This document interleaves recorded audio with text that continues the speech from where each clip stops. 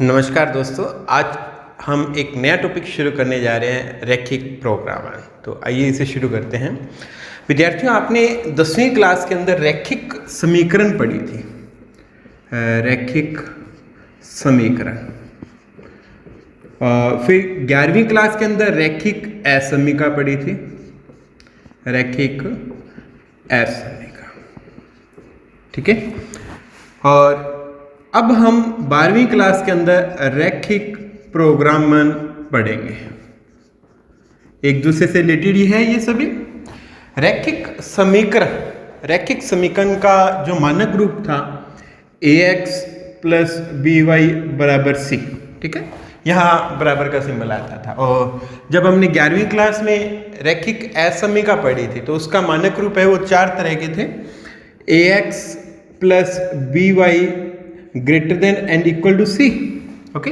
एक रूप हमने ये भी पढ़ा था ax plus by greater than C, ठीक है।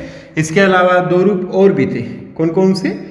ax plus by less than and equal to C और ax plus by less than C, ठीक है।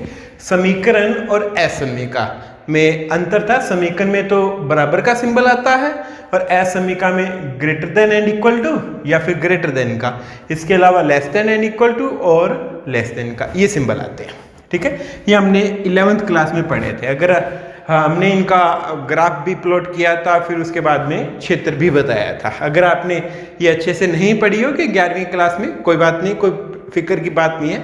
हमारे पास खूब समय है, हम इनको अच्छी तरह इस अध्याय के अंदर स्टडी करेंगे, ठीक है। रैखिक प्रोग्रामन क्या है? इन्हीं से ही रिलेटेड उभयनिष्ठ क्षेत्र निकाला जाएगा। हमारे पास में बहुत सारी समस्याएं होती है दैनिक जीवन में, तो उन्हीं समस्याओं को लेकर उनको हल करने की एक टेक्निक बनाई गई है रैखिक प्रोग्रामर, ठीक है। तो हम इसी पर ही बात करेंगे। तो आइए इस टॉपिक को हम शुरू करते हैं। कोई चिंता वाली बात नहीं है। अगर आपने 11वीं में इनको अच्छी क्लास से नहीं किया है तो हम यहाँ इनको दोबारा कर लेंगे, ठीक है। एक एक टॉपिक को अच्छे से एक्सप्लेन किया जाएगा, ठीक है। चलिएगा, तो हम रैखिक प्रोग्रामन शुरू करते हैं।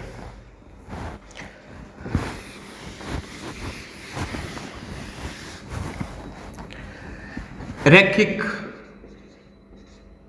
प्रोग्रामर।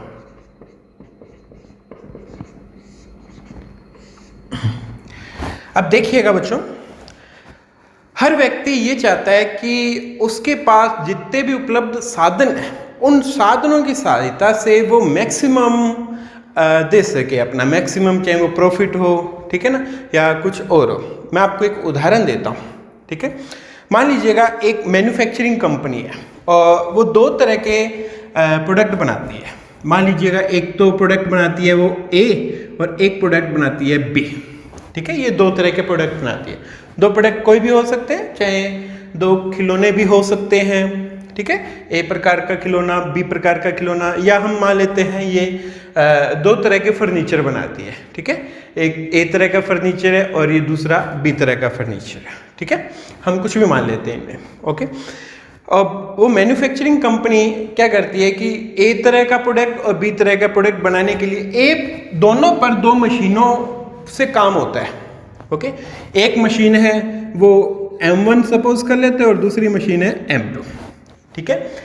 इस प्रोडक्ट को बनाने के लिए इस मशीन पर, M1 मशीन पर 1 घंटा काम होता है, ओके, और M2 मशीन पर 3 घंटे काम होता है। मान लीजिएगा इस मशीन पर, M1 मशीन पर 1 घंटा और इस मशीन पर 3 घंटा काम होकर तब जाके एक प्रोडक्ट A तैयार हो जाता है। और B मशीन है, ठीक है। B मशीन के लिए मान लिया कि M1 मशीन पर भी B प्रोडक्ट है, उसके लिए M1 मशीन पर भी 2 घंटे और M2 मशीन पर भी 2 घंटे काम होता है, ठीक है। तब जाके ये प्रोडक्ट B तैयार होता है, ओके। अब हम क्या करते हैं कि मान लेते हैं A जो प्रोडक्ट है इस पर हमें लाभ है वो 60 रुपये का और B प्रोडक्ट है इस पर लाभ है वो 50 रुपये का, ठीक है। इस पर हमें 60 रुपये का लाभ और इस पर हमें 50 रुपये का लाभ होता है, मान लिया हमने, ओके। और हम ये भी मान लेते हैं कि M1 मशीन है कि ये M1 मशीन हमारे पास में 40 घंटों के लिए उपलब्ध है, ठीक है ना। और M2 मशीन है एक सप्ताह के अंदर, ये हमारे पास में 60 घंटे के लिए उपलब्ध है। ओके, ये हमने मान लिया, ठीक है। तो अब देखिएगा, क्वेश्चन को दोबारा से एक्सप्लेन करता हूँ। एक मैन्युफैक्चरिंग कंपनी है, वो दो तरह के प्रोडक्ट बनाती है, ए प्रोडक्ट और बी प्रोडक्ट, ठीक है। और ए प्रोडक्ट बनाने के लिए हमें दो मशीनें चाहिए, M1 मशीन और M2 मशीन। ओके, ए प्रोडक्ट बनाने के लिए M1 मशीन पर 1 घंटा काम होता है और M2 मशीन पर 3 घंटे काम होते हैं। इसी प्रकार से बी तरह की प्रोडक्ट को बनाने के लिए M1 मशीन पर भी 2 घंटे और M2 मशीन पर भी 2 घंटे का काम होता है, ठीक है। ए प्रोडक्ट है, उस पर लाभ हमारे पास में 60 रुपये होता है और बी प्रोडक्ट उस पर लाभ 50 रुपये। एक सप्ताह के अंदर M1 मशीन है वो 40 घंटे के लिए उपलब्ध है, ठीक है, यानी कि इस पर 40 घंटे काम हो सकता है। और जो M2 मशीन है, ओके, उस पर एक सप्ताह के अंदर 60 घंटे काम हो सकता है, मैक्सिमम इतना काम हो सकता है, ठीक है। ये इतने घंटे उपलब्ध है, ये उपलब्ध था।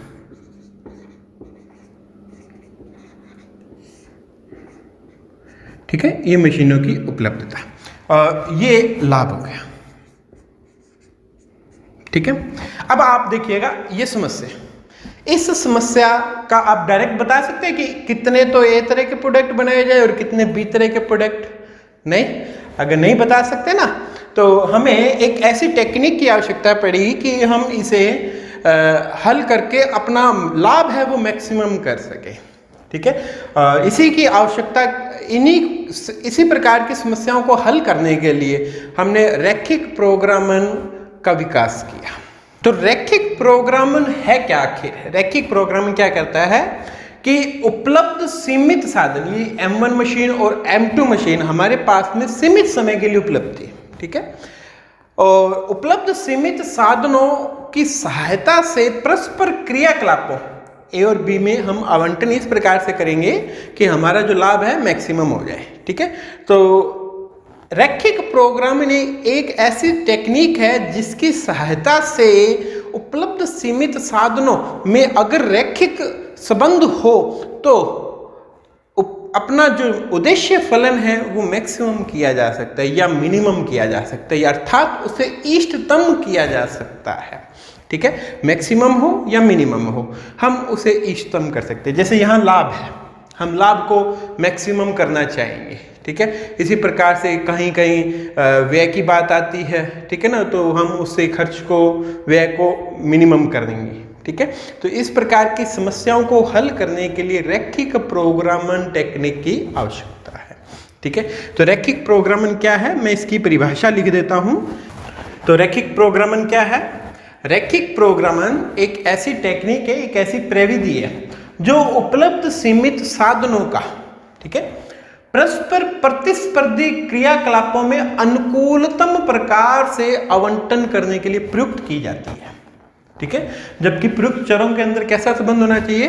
रैखिक संबंध होना चाहिए, ठीक है। जैसे अभी मैंने आपको एक एग्जाम्पल दिया था, उस एग्जाम्पल के अंदर जो हम चर प्रयुक्त करेंगे उनके अंदर रैखिक संबंध आएगा, ठीक है। तो ऐसी समस्याओं को हल करने के लिए हम रैखिक प्रोग्रामन टेक्निक का यूज करते हैं। चलिएगा, मैं अब आपको मैं आपको इस चैप्टर के अंदर एक एक उदाहरण कराऊंगा, एक एक एग्जाम्पल कराऊंगा, ठीक है ना। जितनी भी एक्सरसाइज के क्वेश्चन है सारे क्वेश्चन करवाए जाएंगे, आपको सारे एग्जाम्पल करवाएंगे, फिर उसके बाद जो मिसलेनियस एक्सरसाइज है उसके भी सारे एग्जाम्पल करवा देंगे, ठीक है भाई। चलिएगा, हम एक एग्जाम्पल ले लेते हैं और फिर किस प्रकार से इसको सरल किया जाता है और इसके अंदर कुछ परिभाषाएं हैं उनको उसी एक उदाहरण के अंदर आपको समझा देंगे, ठीक है। तो आइए हम एक एग्जाम्पल ले लेते हैं और उससे शुरू करते हैं, ठीक है। मान लेते हैं एक समस्या दी गई है आपको,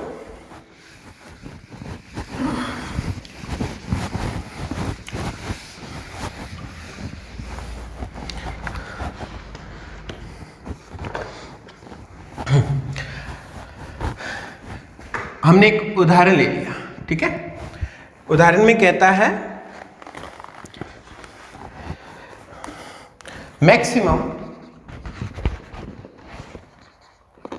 maximise z is equal to 60x plus 50y। Okay, and साथ में हमें कुछ कंडीशंस दी गई है, x plus 2y less than and equal to 40 and 3x plus 2y less than and equal to 60 and साथ में हमें कुछ और कंडीशन दी गई है, x greater than and equal to 0 और y greater than and equal to 0।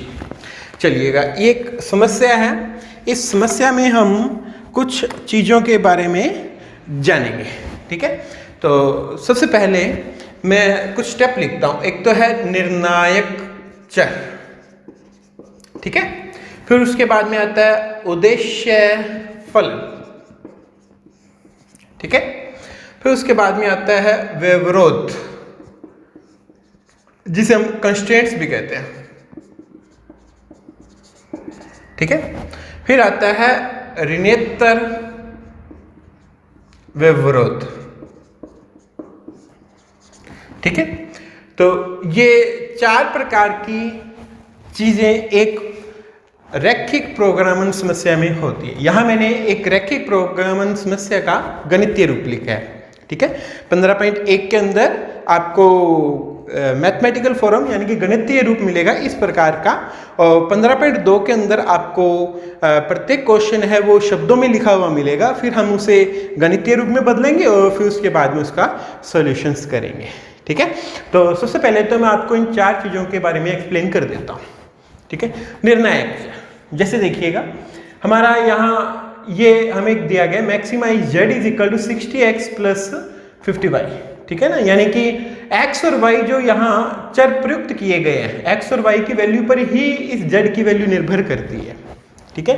और तो x और y ही इसके अंदर क्या हो गया, x और y की वैल्यू हम कैलकुलेट करेंगे और वही हमारे क्या हो गए, निर्णायक चर, ठीक है भाई। ये x और y निर्णायक चर है। उद्देश्य फलन, हमारा जो उद्देश्य फलन है वो प्राय z से व्यक्त किया जाता है, z is equal to 60x plus 50y, ये जो लिखा हुआ है ना ये है उद्देश्य फलन, ठीक है। उद्देश्य फलन को या तो हम मैक्सिमम करेंगे या मिनिमम करेंगे, यानी कि या तो उसे अधिकतम किया जाएगा या न्यूनतम किया जाएगा, ठीक है। जैसे यहाँ ये जो हमारा उद्देश्य फलन है ये दिया गया, इसे हमने मैक्सिमाइज करना है यानी कि अधिकतम करना है हमने इस फलन को, ये उद्देश्य फलन कहलाता है। जैसे अभी मैंने आपको एक एग्जाम्पल दिया था मशीन वाले क्वेश्चन के अंदर, तो उसके अंदर जो हमारा लाभ था, ठीक है, तो उस लाभ को हमने क्या करना था, अधिकतम करना था, ठीक है। तो वो उद्देश्य फलन होगा हमारा। फिर आता है व्यवरोध, जैसे हमारी मशीनें हैं, ठीक है ना, वो एक 40 घंटे के लिए अवेलेबल थी, एक 60 घंटे के लिए अवेलेबल थी, तो इस तरह की जो व्यवरोध उत्पन्न करते हैं, मतलब हल निकालने के लिए कंडीशंस लग गई, ठीक है ना, हम इन कंडीशन से बाहर नहीं जा सकते, तो ये जो कंडीशंस है यही व्यवरोध कहलाते हैं, ठीक है ना। तो ये जो पूरा पार्ट है ये यहाँ तक ये पूरा पार्ट व्यवरोध कहलाता है। तो ये तो ऋणेतर व्यवरोध हो जाएगा, यानी कि जो हमने चर प्रयुक्त किए हैं, निर्णायक चर प्रयुक्त किए हैं x और y इसके अंदर, ये नेगेटिव नहीं हो सकते, इस कारण से इसे अलग से कहा गया ऋणेतर व्यवरोध है, ये भी व्यवरोध, ठीक है ना, ये दोनों मिलाकर ऋणेतर व्यवरोध कहलाता है। अब कई बच्चे ऋणेतर से मतलब समझ लेते हैं कि नेगेटिव है, नहीं, ऋणेतर का मतलब नेगेटिव नहीं होता, ऋणेतर का मतलब ये होता है कि नेगेटिव नहीं है, ठीक है, यानी कि पॉजिटिव मान आएंगे इसके, ओके। तो ये ऋणेतर व्यवरोध हो गई, पॉजिटिव, ऋणेतर का मतलब पॉजिटिव, ठीक है ना, यानी कि नेगेटिव नहीं होना चाहिए, ओके। तो ये हमारा उद्देश्य फलन हो गया, इसमें ये निर्णायक चर हो गए, ओके। ये वाला जो पार्ट है ये कहलाता है व्यवरोध, कंस्ट्रेंट्स जिनको कहते हैं, और ये हमारा नॉन नेगेटिविटी कंडीशंस यानी कि ऋणेतर व्यवरोध कहलाता है, ठीक है। अब हम इस क्वेश्चंस को हल किस प्रकार से करेंगे उसके बारे में जानते हैं, ठीक है। तो हम एक एक को फुल्ली एक्सप्लेन करके सरल करेंगे, तो आप पूरा समय हमारे पास में एक एक का हम अच्छे से डीप स्टडी करेंगे, एक एक क्वेश्चन आपको समझाया जाएगा। चलिएगा अब हम इस क्वेश्चन को सरल कर लेते हैं, ठीक है। रैखिक प्रोग्रामन समस्या को हल करने की हमारे पास एक विधि है, ग्राफीय विधि, ठीक है। तो इस प्रश्न को हम ग्राफीय विधि से ही सरल करेंगे। तो आइए हम इसे शुरू करते हैं, ठीक है ना। सॉल्यूशन सबसे पहले तो जो उद्देश्य फलन दिया है उसे 1 नंबर दे लेते हैं, ठीक है। और जो हमारे व्यवरोध हैं उनको इक्वेशंस के रूप में लिख लेंगे बाद में, तो इसे 2 नंबर दे दिया, इसे 3 नंबर, और इन दोनों को कंबाइन रूप से हमने 4 नंबर दे दिया, ठीक है। तो ये तो हमारा उद्देश्य फलन हो गया। अब इन व्यवरोधों को हम क्या करेंगे, इन व्यवरोधों को हम ग्राफ में प्लॉट करेंगे। तो सबसे पहले वाला व्यवरोध ले लेता हूं। सबसे पहला व्यवरोध क्या है, x plus 2y less than and equal to 40, ठीक है। अब हम क्या करेंगे, इसे समीकरण में बदल लेंगे। समीकरण में बदलने पर, समीकरण में बदला तो क्या हुआ मेरे पास में, x प्लस 2y बराबर 40, ठीक है भाई। अब हमने क्या करना है कि एक सारणी बना लेनी है। उस सारणी में x के मान रखकर y के मान ज्ञात करेंगे और y के मान रखकर x के मान ज्ञात करेंगे, ठीक है। तो इस प्रकार की समीकरण आपने 10वीं क्लास में सरल की थी। चलिएगा अब हम x के मान और y के मान, x का मान अगर मैं 0 रख दूं, x का मान 0 रखा तो 2y बराबर 40 बना, यानी कि y का मान कितना आ गया 20। और अगर y का मान 0 रख दिया जाए, ठीक है, तो x का मान कितना आ जाएगा भाई 40, ठीक है। ये इस रेखा के 2 बिंदु प्राप्त हो गए हमें, ठीक है। अब हम एक काम और करेंगे इसके साथ में। वो काम क्या है कि हम इसमें मूल बिंदु रख देंगे। मूल बिंदु असमीका में रखने पर, ठीक है, इसमें मूल बिंदु रखा। मूल बिंदु रखा तो क्या हुआ भाई, 0 plus 2 into 0 less than and equal to 40। तो ये बना 0 less than and equal to 40। ये सही है या गलत? हाँ भाई, तो ये तो सही है। 0 40 से छोटा ही होता है, ठीक है भाई, 40 से छोटा, ये सत्य है, जो कि सत्य है। अतः क्षेत्र मूल बिंदु की ओर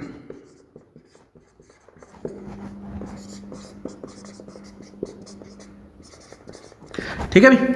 ये तो हमने इस पहली व्यवरोध या असमीका के बारे में निकाला है, ठीक है। इसे ग्राफ पे हम प्लॉट करेंगे। इससे पहले मैं इसको लिख लेता हूं, ठीक है ना। अब मैं दूसरी असमीका ले लेता हूं। दूसरी क्या है, 3x plus 2y less than and equal to 60, ठीक है भाई। अभी इसको भी समीकरण में बदल लेते हैं। समीकरण में बदलने पर, समीकरण में बदला हमने इसे, तो कितना आ गया, 3x प्लस 2y बराबर 60, ठीक है। इसके लिए भी हम एक सारणी बना लेंगे, ठीक है भाई। ये x और ये y, ओके। x का मान मैंने 0 रखा तो ये 0 हो गया। 2y बराबर 60, यानी कि y का मान कितना आ गया अभी, 2 का भाग दे दिया हमने, तो y का मान आ गया 30, ठीक है बच्चों। अभी मैंने y का मान रखा है इसमें, y का मान 0 रखता हूं तो हाँ भाई x का मान भी आ जाएगा। तो 3x बराबर 60, यानी कि x का मान कितना आ गया अभी 20, ठीक है भाई। ये हमारे पास में बिंदु प्राप्त हो जाएंगे। एक बिंदु 0,30 और दूसरा बिंदु 20,0, ठीक है। ठीक इसी प्रकार से इसका भी क्षेत्र ज्ञात करने के लिए हम क्या करेंगे, इसमें मूल बिंदु रख लेंगे। मूल बिंदु असमीका में रखने पर, ठीक है भाई, मूल बिंदु रखा इसमें, तो 3 into 0 plus 2 into 0 less than and equal to 60। तो ये बना 0 less than and equal to 60, ठीक है। ये बात सत्य है क्या? असत्य? ये बात भी सत्य है, 0 60 से छोटा ही होता है, जो कि सत्य है। अतः क्षेत्र मूल बिंदु की ओर का, ठीक है। अगर ये असत्य होता तो क्षेत्र कौन सा होता, मूल बिंदु के विपरीत ओर का। अब हम ग्राफ में प्लॉट करेंगे तो ज्यादा समझ आएगा आपको, ठीक है। हमने इसके बारे में भी लिख लिया है। अब ये रह गए x greater than and equal to 0 और y greater than and equal to 0। तो हम जानते हैं कि x ग्रेटर देन 0 और y ग्रेटर देन एंड 0, ठीक है। तो ये प्रथम चतुर्थांश के अंदर होते हैं। x बराबर 0 है वो y अक्ष को प्रदर्शित करता है और x का मान 0 से बड़ा y अक्ष के दाईं ओर होता है, ठीक है भाई। इसी प्रकार से y is equal to 0 x अक्ष को प्रदर्शित करता है, y का मान 0 से बड़ा, ओके, वो x अक्ष के ऊपर की ओर का होता है, ठीक है। तो यानी कि दोनों मिलाकर ये प्रथम चतुर्थांश को व्यक्त करेंगे। तो मैं पहले इन दोनों को बना लेता हूँ, ग्राफ में प्लॉट कर लेता हूँ, फिर उसके बाद में इसे ग्राफ में प्लॉट कर लेंगे, ठीक है। चलिएगा, मैंने ग्राफ ले लिया और ग्राफ में एक्सिस ले लेता हूँ, ठीक है भाई। तो ये तो हो गई भाई मेरी एक्स एक्स।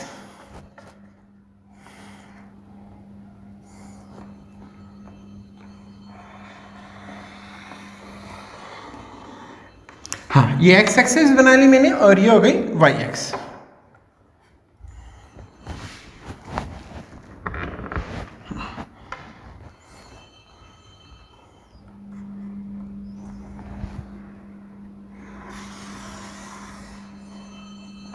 ये हो गई वाई एक्स, ठीक है, वाई और ये एक्स, ठीक है, ये मूल बिंदु ओ, ठीक है बच्चों। चलिए अब मैं इन रेखाओं को, इस रेखा को और इस रेखा को ग्राफ में दर्शाऊंगा।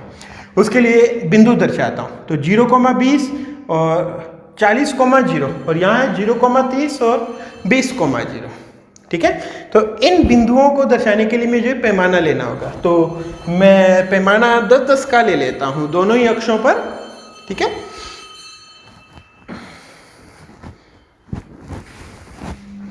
माना पैमाना x अक्ष एक box is equal to 10 unit, okay. और y अक्ष पर भी 1 box is equal to 10 unit. 10 का अंतर लिया ताकि ये बिंदु आसानी से दर्शाया जा सके, ठीक है। तो ये तो हो गया 10, ये 20, ये 30, ये 40, ये 50, ये 60, ठीक है भाई, ये 70। इसी प्रकार से इधर भी ये 10, 20, 30, 40, 50, 60, 70, ठीक है बच्चों। चलिएगा अब इस बिंदु को दर्शाते हैं। तो ये बिंदु कितना है भाई 0,20, तो 0,20 ये बिंदु आ गया, ठीक है भाई। चलिएगा दूसरा कौन सा है 40,0, तो 40,0 ये बिंदु हो गया, ठीक है। इन दोनों बिंदुओं को मैं एक रेखा से ज्वाइन कर देता हूँ, ठीक है। तो इनको ज्वाइन करने के लिए हमें डार्क लाइन बनानी पड़ेगी क्योंकि यहाँ इक्वल टू का सिंबल है, ठीक है। 11वीं क्लास में आपने सीखा था, नहीं सीखा तो मैं अभी आपको बता देता हूँ कि अगर यहाँ इक्वल टू का सिंबल भी लगाओ, ठीक है, तो हमने डार्क लाइन बनानी है, यानी कि इस प्रकार की लाइन, ठीक है। और अगर यहाँ केवल लेस देन का सिंबल होता है, इक्वल टू का सिंबल नहीं होता, तो हमने डॉटेड लाइन बनानी होती है इस प्रकार की, ठीक है। तो अभी हम कौन सी लाइन बनाएंगे, क्योंकि यहाँ इक्वल टू का सिंबल है तो इस प्रकार की लाइन से इनको ज्वाइन कर देते हैं, ठीक है। इसे इरेज कर देते हैं यहाँ से। चलिएगा मैं लाइन बना लेता हूँ एक,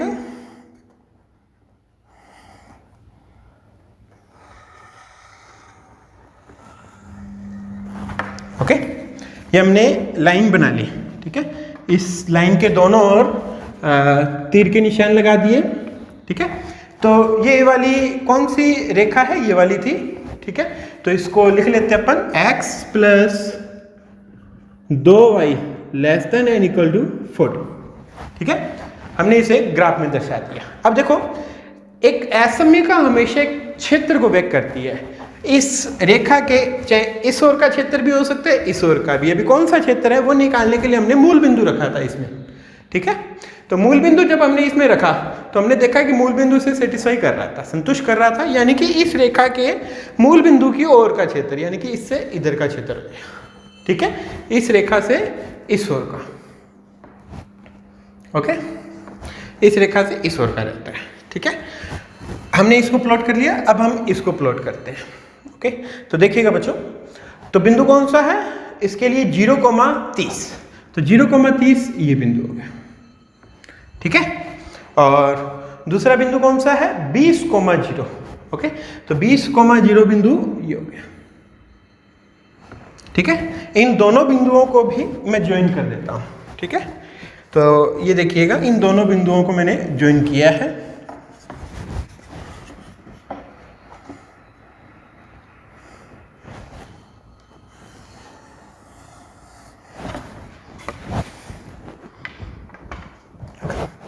इसके दोनों ओर तीर के निशान लगा दिए, ठीक है। तो ये वाली रेखा कौन सी थी भी? 3x plus 2y less than and equal to 60। तो इसके लिख देते हैं अपन, यहाँ लिख देते हैं 3x plus 2y less than and equal to 60। मैंने ये लाइन बना ली। तो देखिएगा इसके किस ओर का क्षेत्र है ये जानने के लिए मैंने मूल बिंदु रखा था इसके अंदर मूल बिंदु रखा था। तो मूल बिंदु रखने पे सेटिस्फाई कर रहा था, यानी कि हल क्षेत्र कौन सा है? मूल बिंदु की ओर का, यानी कि इसके भी इधर का, मूल बिंदु की ओर। मूल बिंदु इसके इधर की ओर है तो इधर का क्षेत्र है, ठीक है भाई। चलिएगा हमने इन दोनों को प्लॉट कर लिया, अब इनको प्लॉट करते हैं। तो देखो बच्चों, x greater than and equal to 0 और y greater than and equal to 0। तो x बराबर 0 तो y अक्ष होती है, तो ये तो हो गई x greater than and equal to 0 इधर की ओर का क्षेत्र, ठीक है। इसी प्रकार से y greater than and equal to 0, y greater than and equal to 0, ये इस x अक्ष से ऊपर का क्षेत्र हो गया, ठीक है। तो अभी हमारा उभयनिष्ठ क्षेत्र कौन सा आया है, ठीक है। तो देखते हैं बच्चों, इस लाइन से तो इधर का रहता है, इस लाइन से इधर का रहता है, इससे इधर का और इससे ऊपर का, यानी कि ये क्षेत्र मेरे पास में उभयनिष्ठ आ जाएगा,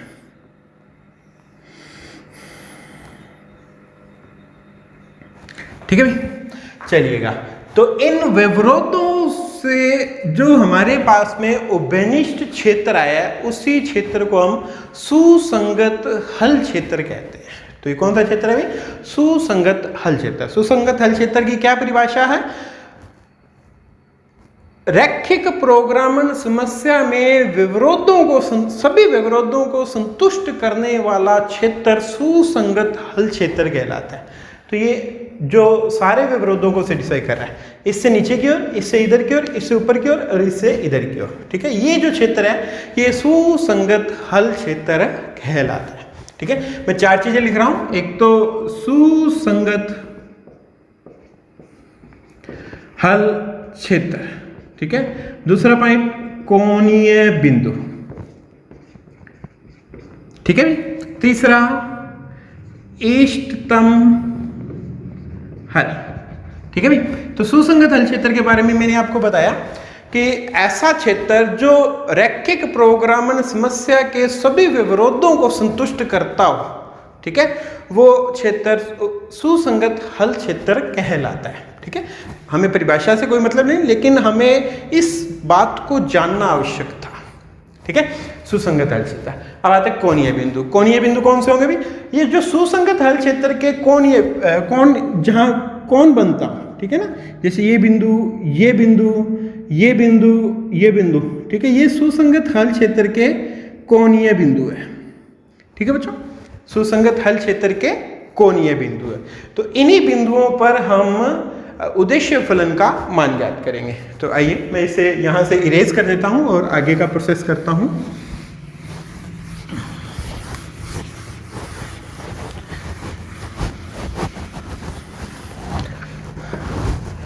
पहले तो लिख लेते हैं, ग्राफ में दर्शाया छायांकित भाग सुसंगत हल क्षेत्र है,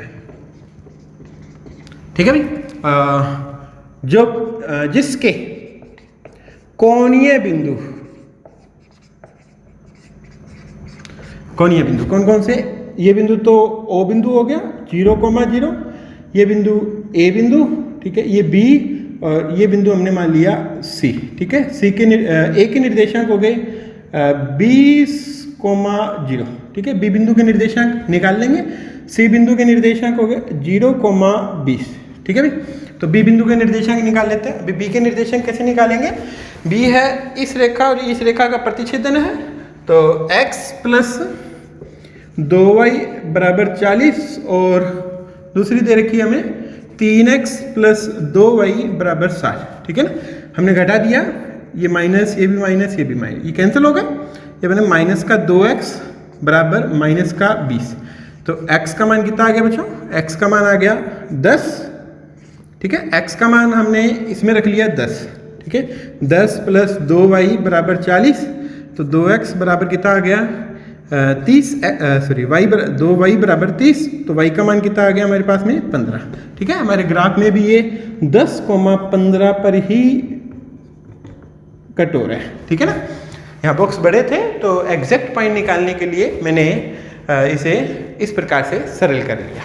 इसका और इसका प्रतिच्छेदन था ये। ओके, तो जिसके कोणीय बिंदु कौन कौन से हैं ये इरेज कर देता हूँ यहाँ से।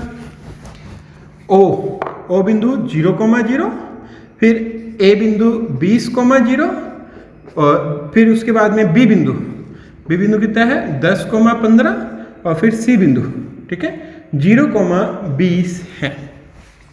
ठीक है, चलिएगा अब हमने कोणीय बिंदु भी ज्ञात कर लिया। ओके, अब हम क्या करेंगे, इस समस्या का इष्टतम हल ज्ञात करेंगे। इसका इष्टतम हल ज्ञात करने के लिए हम क्या करेंगे, एक सारणी बनाएंगे। उस सारणी में एक जगह तो हम कोणीय बिंदु लेंगे, कोणीय बिंदु, दूसरी जगह z का मान लिखेंगे। z क्या है 60x प्लस 50y। ठीक है, तो कोणीय बिंदु कौन कौन से थे, एक तो O बिंदु था 0,0, एक A बिंदु 20,0, एक B बिंदु 10,15 और एक C बिंदु 0,20। ठीक है, इन चारों पर इसका मान ज्ञात करेंगे। तो मान ज्ञात कर लेते हैं अपन। तो z का मान 0,0 पर कितना आ गया 0, A बिंदु रखा, x का मान 20 और y का मान 0 रखा, तो x की जगह 20 और y की जगह 0 रखा। तो z का मान कितना आ गया अभी 60 गुना 20 प्लस ये तो 0 बन गया, तो ये हो गया अभी 1200। ठीक है बच्चों, ये मान रखा है x की जगह तो 10, x की जगह 10 रखा तो ये हो गया 600, y की जगह 15 रखना है। ठीक है ना, 15 रखा तो 15 चौकी 60, 15 5 75, यानी कि ये 750। तो ये 600 और 750, ठीक है, 600 और 750 ये हो गए 1350। ठीक है भाई, चलिएगा। और 0,20 रखा, यहाँ 0,20 रखा तो z का मान x की जगह तो 0, y की जगह 20 रखने पर ये आ गया मेरे पास में 1000।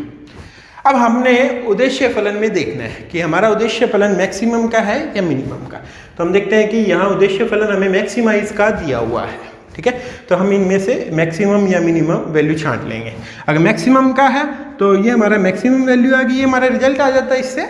और अगर मिनिमम का होता तो इनमें से मिनिमम वैल्यू ये है तो ये हमारा रिजल्ट आ जाता है। ठीक है, तो ये तो है मैक्सिमम यानी कि अधिकतम। ठीक है भाई, अतः x बराबर, तो ये रिजल्ट हो गया अभी, x का मान तो 10 और y का मान 15, ये निर्णायक चरों के मान आ गए, तथा अधिकतम मान 1350 है। ठीक है भाई, जिसमें x का मान 10 और y का मान 15 में निर्णायक चरों के रूप में प्राप्त हुआ है। ठीक है, तो ये हमारा काम यहाँ खत्म कब हो जाएगा, जब ये जो हल क्षेत्र है ये परिबद्ध है यानी कि घिरा हुआ है।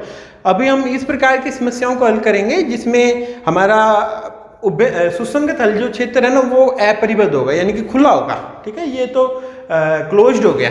ठीक है, ये बंद हो गया। तो जब ये हल क्षेत्र परिबद्ध होगा उस स्थिति में तो हमारा कोणीय बिंदुओं पर ही मान आ जाएगा। ठीक है, मैक्सिमम या मिनिमम जो भी अधिकतम या न्यूनतम हमें ज्ञात करना होगा वो इन कोणीय बिंदुओं पर आ जाएगा। और लेकिन जब हमारा उद्देश्य फलन, ठीक है, उद्देश्य फलन अपरिबद्ध होगा यानी कि खुला होगा, ओके, उस स्थिति के अंदर हमें कुछ और चीजें भी करनी होगी। ठीक है, तो ये तो हमारा क्वेश्चन पूरा हो गया है, आपको समझ में आया। ठीक है, चलिएगा अब हम इस एक ऐसी समस्याओं पे चलते हैं जिनमें हमारा उद्देश्य फलन है जो हमारा सुसंगत हल क्षेत्र है वो अपरिबद्ध है। ठीक है, तो इन दोनों क्वेश्चनों को समझने के बाद में एक क्वेश्चन ये होगी और एक जो मैं आगे समझाऊंगा, तो आप 15.1 है उसके सारे क्वेश्चन कर पाएंगे। ठीक है, और फिर वैसे भी मैं एक एक क्वेश्चन आपको करवा दूंगा।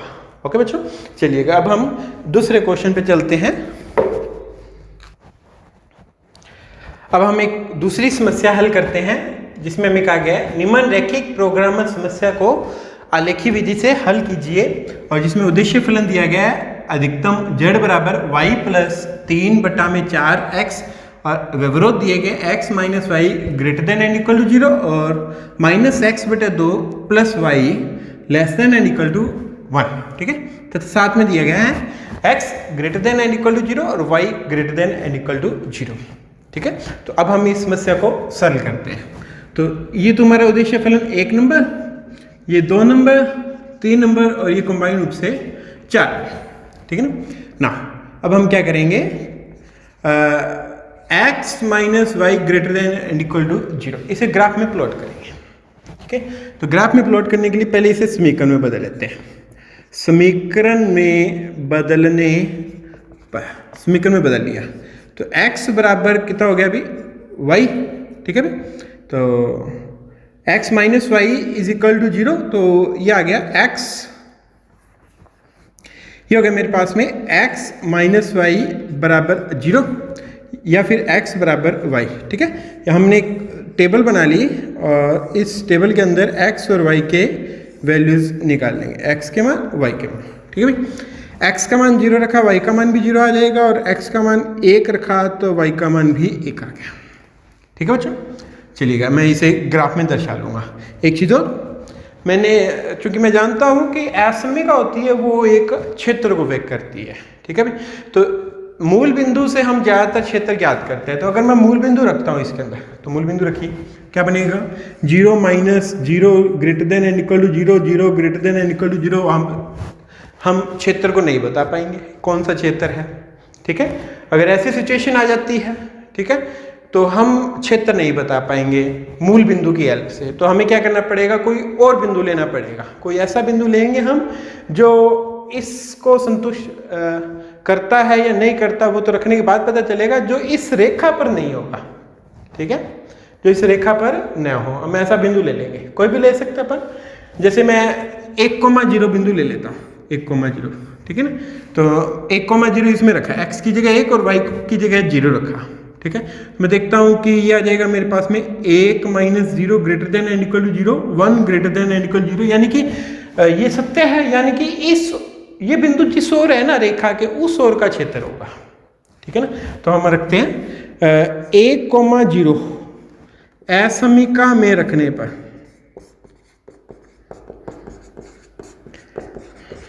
असमिका में रखा तो ये आ गया 1 minus 0 greater than and equal to 0, 1 greater than and equal to 0, जो कि सत्य है। अतः क्षेत्र 1,0 की ओर का है, ठीक है भाई। हमने मूल बिंदु की हेल्प से क्षेत्र नहीं ज्ञात किया, क्योंकि मूल बिंदु अगर जब मैं इस पे रखता हूं तो 0 greater than and equal to 0 आ जाता है, जिससे हमें क्षेत्र का पता नहीं चलता, ठीक है भाई। 1,0 की हेल्प से मैंने क्षेत्र निकाल लिया। अब मैं नेक्स्ट असमिका ले लेता हूं। मैंने इसका ब्यौरा निकाल लिया है। अब मैं इसको ले लेता हूं, माइनस एक्स बटा में 2 plus y less than and equal to 1। समीकरण में बदल लेते हैं।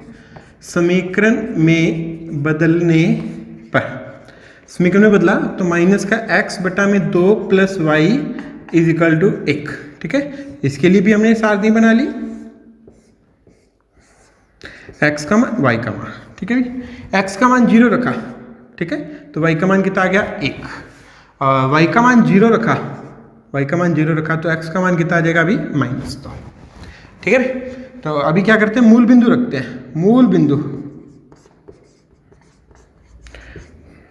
0,0 असमिका में रखने पर, ठीक है भाई, इसमें रखा तो -0 बटा में 2 plus 0 less than and equal to 1, फिर बना 0 less than and equal to 1, जो कि सत्य है। अतः क्षेत्र मूल बिंदु की ओर, मूल बिंदु की ओर है, ठीक है भाई। चलिएगा दूसरे का भी ब्यौरा निकाल लिया मैंने, इस असमिका भी, ठीक है भी। तो अब मैं क्या करूंगा, इनको देखता हूं। तो x greater than and equal to 0 और y greater than and equal to 0, ठीक है। x बराबर 0 है वो y अक्ष होती है, और x ग्रेटर देन 0 यानी कि x का मान 0 से बड़ा वो y अक्ष के दाईं ओर होता है, यानी कि y अक्ष के दाईं ओर का क्षेत्र हो गया। इसी प्रकार y greater than and equal to 0, क्योंकि y बराबर 0 है वो x अक्ष का समीकरण है, तो x अक्ष के ऊपर का क्षेत्र हो जाएगा, क्योंकि y का मान 0 से बड़ा x अक्ष के ऊपर की ओर होता है। ठीक है, इनको भी ग्राफ में प्लॉट कर देंगे। चलिएगा अब मैं ग्राफ बना लेता हूँ। ठीक है, तो देखिएगा मैंने बिंदु दर्शाने हैं 0 0 1 1 0 1 -2 और 0। तो बिंदु दर्शाने के लिए मैं एक एक अंतराल लेकर कर सकता हूँ। ठीक है, एक्सिस बना लेता हूँ।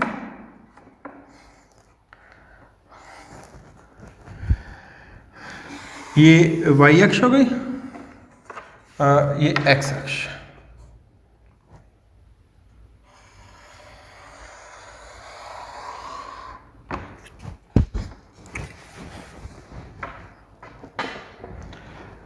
x अक्ष, ये हो गई y अक्ष।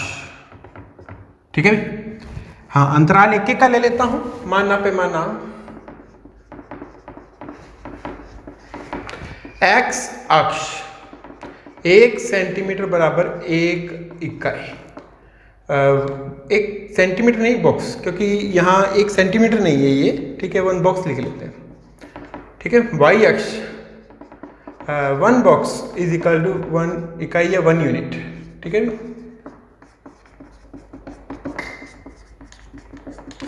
ओके। तो ये 0 1 2 3 4 5। ठीक है, क्योंकि -2 तक जाना हमने, तो -1 -2 ऊपर 1 2 3 4 5। ठीक है भाई, चलिएगा अब मैं ग्राफ में बिंदु दर्शाऊंगा।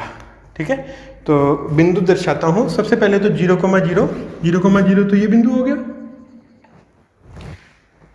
ठीक है, इसके बाद दूसरा बिंदु है मेरा, हाँ दूसरा बिंदु 1,1 ये बिंदु हो गया। ओके, तो इन दोनों बिंदुओं को मिलाने वाली रेखा ये वाली है। इन दोनों को मिला देता हूं मैं यहां।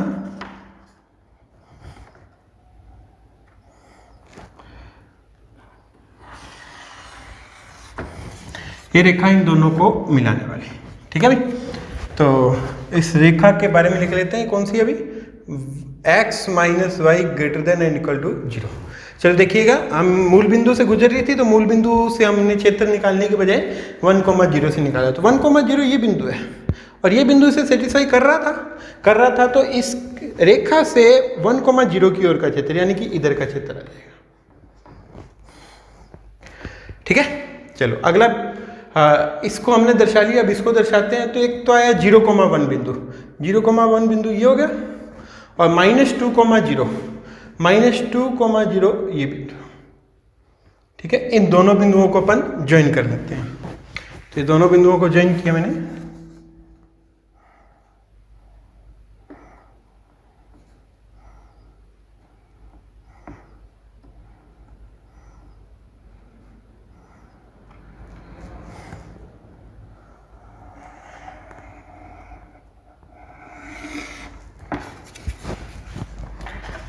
ठीक है, इसके दोनों तीर लगा दिए हमने। ओके, ये कौन सी रेखा थी, ये वाली है। ये -(x/2 + y < 1)। ओके, और मूल बिंदु से हमने जब इसमें रखा था, तो मूल बिंदु से सेटिस्फाई कर रहा था। तो यानी कि इसके मूल बिंदु की ओर, मूल बिंदु इसके इधर की ओर है, तो इधर का क्षेत्र आ जाएगा। ठीक है भाई, इससे इधर का, उससे इधर का। और x > 0 इसके इधर का क्षेत्र, और y > 0 ऊपर का क्षेत्र। ठीक है, तो हम देखते हैं कि इस रेखा से तो इधर का रहता है, इस रेखा से नीचे का रहता है, इससे ऊपर का और इससे इधर का, तो ये वाला क्षेत्र बनता है।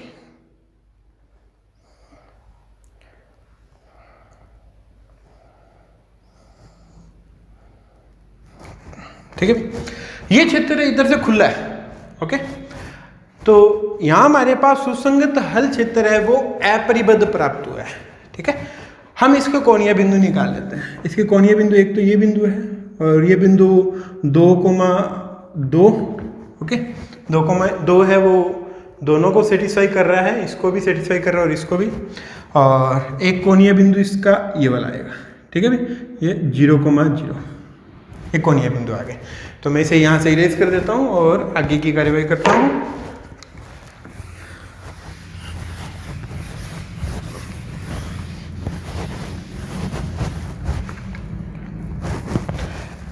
सुसंगत हल क्षेत्र ग्राफ में दर्शाया छायांकित भाग है। ठीक है, जिसके कोणीय बिंदु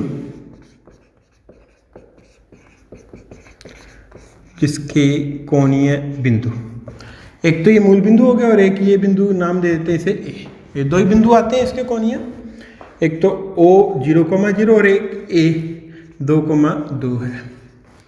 ठीक है भाई ना, अब हम क्या करेंगे, एक सारणी बना लेते हैं और इस सारणी के अंदर कोणीय बिंदुओं पर z के मान ज्ञात करेंगे। कोणीय बिंदु और यहाँ हो जाएगा z का कितना मान है, y + 3/4x।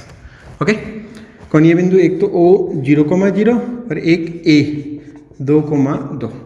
O बिंदु पे ज्ञात करते हैं अपन। O बिंदु 0,0 रखा तो z का मान कितना आ गया 0, और 2,2 रखा, x की जगह भी 2, y की जगह भी 2, तो z बराबर कितना हो गया अभी 2 + 3/4 × 2, 2 इससे कैंसिल हो गया। ठीक है अभी 2 बना 2 + 3/2, तो ये हो गया अभी 2 दूनी 4 और 3 7, 7/2। ठीक है भाई, तो अब देखिएगा हमारा उद्देश्य फलन कैसा था, मैक्सिमम का था। तो अभी हमारा इष्टतम हल नहीं आया है क्योंकि हमारा हल क्षेत्र है, सुसंगत हल क्षेत्र है वो अपरिबद्ध है। ठीक है, वैसे मैक्सिमम ये बन रहा है क्योंकि उभयनिष्ठ हल क्षेत्र या सुसंगत हल क्षेत्र, सुसंगत हल क्षेत्र अपरिबद्ध है। अतः हम क्या करेंगे, क्योंकि ये मैक्सिमम वैल्यू तो अधिकतम खाता है, तो हम क्या करेंगे, z का मान इससे भी बड़ा सपोज कर लेंगे। मान लिया z का मान इस 7/2 से भी बड़ा है। देखो अधिकतम का है तो z का मान इससे भी बड़ा सपोज कर लेना, और अगर मिनिमम का होता, न्यूनतम का होता, तो z का मान जो हमारी न्यूनतम राशि आती है उससे भी छोटा मान लेते हैं। ठीक है, अब इसे ग्राफ में प्लॉट करेंगे तो z ग्रेटर देन 7/2, z की वैल्यू क्या है, y + 3/4x > 7/2। अब मैं इसे ग्राफ में दर्शाऊंगा। ठीक है ना, समीकरण में बदलने पर, समीकरण में बदला तो y + 3/4x = 7/2। ओके, तो वैल्यू ज्ञात कर लेते हैं अपन। वैल्यू ज्ञात करने के लिए सारणी बना ली एक छोटी सी, और इसमें x और y के मान निकालेंगे। x का मान 0 रखा, x का मान 0 लेने पर y का मान 7/2 ग्राफ में दर्शाया जा सकता है। ठीक है, ये 7/2 3.5, हम x का मान 0, y का मान 3.5 जस्ट मिड में दर्शा सकते हैं। अब हम क्या करेंगे, अगर मैं y का मान 0 लेता हूँ तो x का मान ये इधर जाएगा और ये नीचे जाएगा, तो ये दर्शाना मुश्किल हो जाएगा। ठीक है, तो मैं x का कुछ और मान ले लेता हूँ। चलो मैं x का ऐसा करता हूँ कि x का मान 2 ले लेता हूँ ताकि ये कैंसिल हो जाए इससे। x बराबर 2 लिया। ठीक है, तो y प्लस ये हो गया अभी 3/4 × 2 = 7/2, जैसे कैंसिल हुआ 2, तो ये हो गया y = 7/2 - 3/2, तो y का मान आ गया 4/2 यानी कि 2। ओके, यानी कि x का मान मैंने 2 रखा तो y का मान भी कितना आ गया 2। अब हम क्या करेंगे कि इनको ग्राफ में प्लॉट कर देंगे। ठीक है भी, चलो तो ये बिंदु एक तो है 0,7/2, तो 0,7/2 ये बिंदु हो गया। ठीक है भाई, जस्ट मिड का। इसके बाद 2,2 ये बिंदु है। ओके, अब मैंने इन दोनों को ज्वाइन करना है क्योंकि यहाँ केवल ग्रेटर देन का सिंबल है। अगर इक्वल टू का सिंबल भी होता, ठीक है ना, साथ में, तो मैं डार्क लाइन से ज्वाइन करता। अभी मैं इसे डॉटेड लाइन से ज्वाइन करूँगा। ओके, ये डॉटेड लाइन मैंने इसे,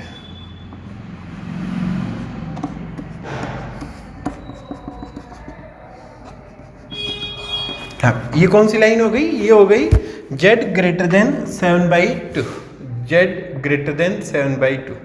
अभी ये असमी का कौन सा क्षेत्र व्यक्त कर रही है, मैं उसके लिए ऐसा करता हूँ, इसमें 0, 0 रख लेता हूँ। ठीक है ना, तो मूल बिंदु असमिका में रखने पर रखने पर। ठीक है, हमने मूल बिंदु इसमें रखा तो ये बना अभी 0 ग्रेटर देन 7/2। अभी 0 7/2 से बड़ा नहीं होता। ठीक है, जो कि असत्य है, जो कि असत्य है। ठीक है, अतः क्षेत्र मूल बिंदु के विपरीत हो रहा है।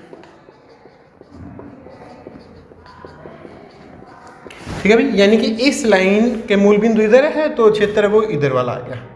ठीक है भाई, इसके इधर वाला, इसके इधर वाला।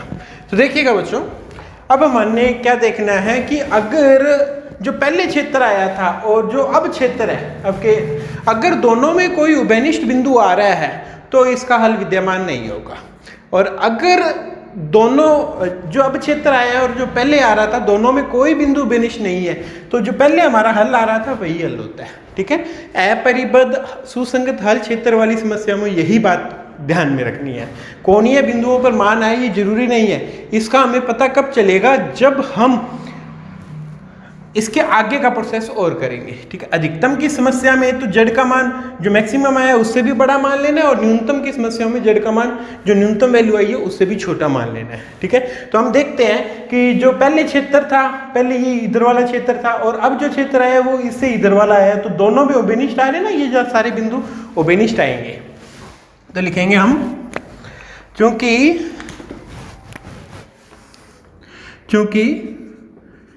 पूर्व हल क्षेत्र एवं z ग्रेटर देन 7/2 के क्षेत्र के उभयनिष्ठ बिंदु प्राप्त होते हैं, अतः समस्या का कोई हल नहीं है।